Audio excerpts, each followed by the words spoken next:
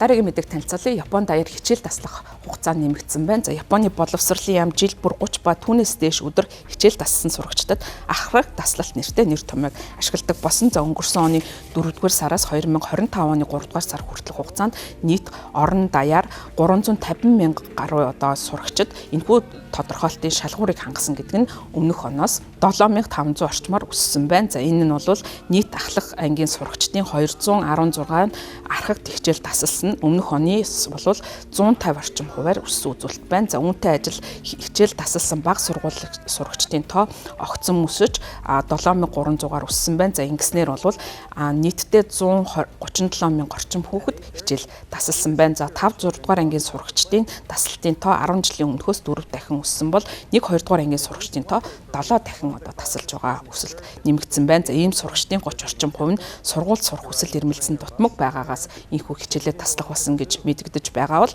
25 орчим хувь нь биеийн хэмнэлэн сургуулийн цагийн хуваарьтай дасаж зогсохгүй байна гэж мэдэгдсэн. 24.3% нь сэтгэл санааны түгшүүр сэтгэл гутралаас болоод хичээлээ тасалдаг гэж олон нийтэд мэдэгдсэн байна. За энэхүү судалгаанаас үзэхэд боловсролын яамны албан тушаалтнууд ядарсан төгссөн сэтгэлээр унсан эсвэл сургуульд сурах хүсэл хэрмэлзэлгүй болсон сурагчдын тоо нэмэгдэж байгаад санаа зовж байгаагаа илэрхийлсэн. За боловсролын мэрэгчлэнүүд хүүхдүүд бага наснаас эхлээд амжилт гаргахын тулд асар их дарамт шахалттай ийм сургуулийн орчинд байдаг нь үүний бас нэгэн шалтгаан байж болцсохгүй гэж үзэж байна. За зарим сурагчдын хувьд сургууль сурах нь бол маш завгүй өдөр байдаг. За чөлөө цагаараа клубийн үйл ажиллагаанд оролцох юм уу эсвэл спортоор хичээлдэг. За тэдний олонх нь бол хичээлдээ шамдаж боловсрлоос бүр мөсөн татгалзах сонирхолтой байгаагаа илэрхийлсэн. За зарим сурагчдад бол карьераар хөтэлдэг энэ уламжилт боловсролын замаар явахын оронд өөр амьдралын хэм маягийг сонирхох болсон байна. Саяма Дайсука нэртэй